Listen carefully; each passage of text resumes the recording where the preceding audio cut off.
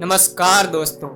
आतंकियों को पालने पोसने वाले, ओसामा बिन लादेन को पनाह देने वाले और पड़ोसी देश के सांसद पर हमला करने वाले इस काउंसिल के सामने अपना प्रवचन ना दे। यह बयान सुनकर आपको समझ में आ गया होगा कि यहाँ पर किसकी बात हो रही है। यह सुझाव पाकिस्तान को दिया गया था।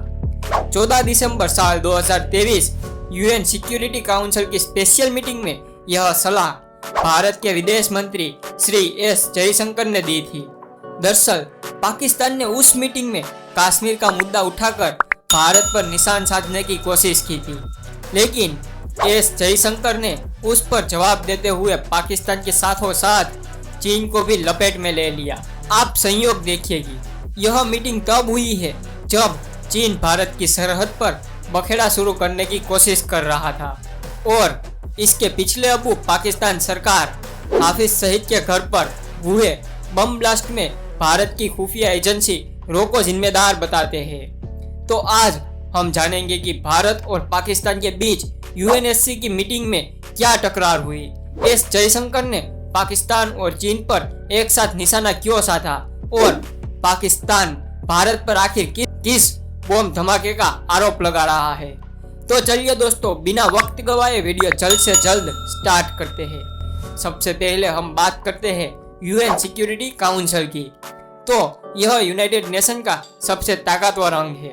इसमें कुल 15 मेंबर होते हैं। अमेरिका, ब्रिटेन, फ्रांस, रशिया और चीन इसके स्थायी सदस्य हैं। इसके पास काउंसिल में रखे गए किसी भी प्रस्ताव पर वेटो करने का अधिकार होता है।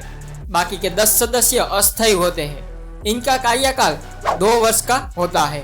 यूएन जनरल असेंबली यानी कि यूएनजीए वोटिंग के जरिए नए अस्थायी सदस्यों को चुनाव करती है। हर साल जनवरी में 5 मेंबर रिटायर हो जाते हैं और उनकी जगह नए मेंबर आते हैं। जैसे मेंबर्स बदलते हैं उसी तरह सिक्योरिटी काउंसिल की अध्यक्षता भी बदलती है। यह बदलाव हर महीने होता है। सदस्य देशों के नाम के पहले अक्षर के आधार पर अध्यक्ष की कुर्सी स्थायी और अस्थायी दोनों तरह के मेंबर्स को मिलती है। भारत को जनवरी साल 2020 में यूएनएससी में नॉन परमानेंट मेंबरशिप मिली थी।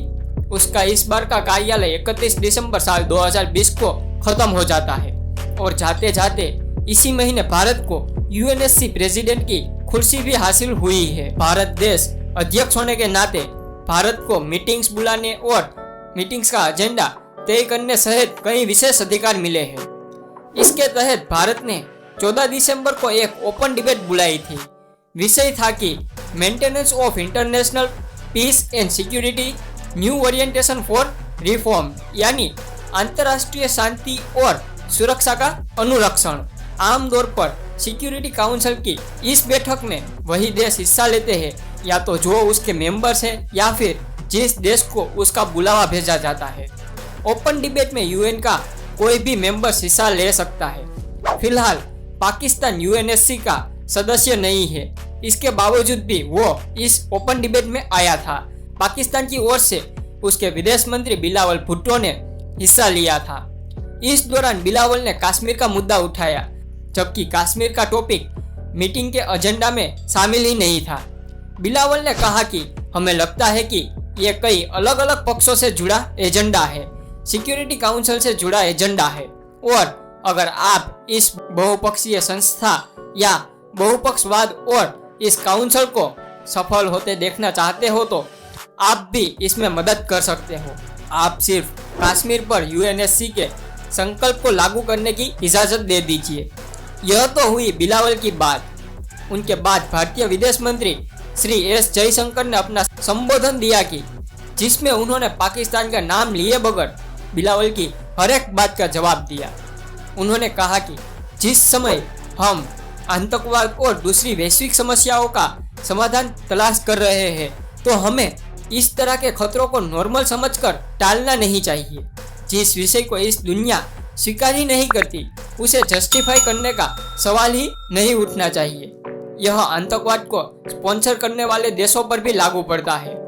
हमें यह भी मानना होगा कि ओसामा बिन लादेन को पनाह देने वाले और पड़ोसी देश के संसद पर हमला करने वाले इस काउंसिल में अपना उद्देश्य देने के हकदार नहीं हो सकते ऐसे एस जयशंकर ने एक ही झटके में पाकिस्तान की बोलती बंद कर दी और लगे हाथ उन्होंने चीन को भी आड़े हाथ ले ही लिया और कहा कि पूरी दुनिया आतंकवाद की चुनौतियों का साझा सामना कर रही है, लेकिन कुछ देश अंतर्राष्ट्रीय फोरम्स का इस्तेमाल आतंकियों को बचाने और उनके कुकृत्यों को सही ठहराने के लिए कर रही है। एस जयशंकर का सीधा इशारा चीन की तरफ था। तो दोस्तों, ऐसे हमारे देश के विदेश मंत्री एस जयशंकर ने पाकिस्तान और चीन को आड़े हाथ ले लिया और उनकी बोलती बंद कर दी।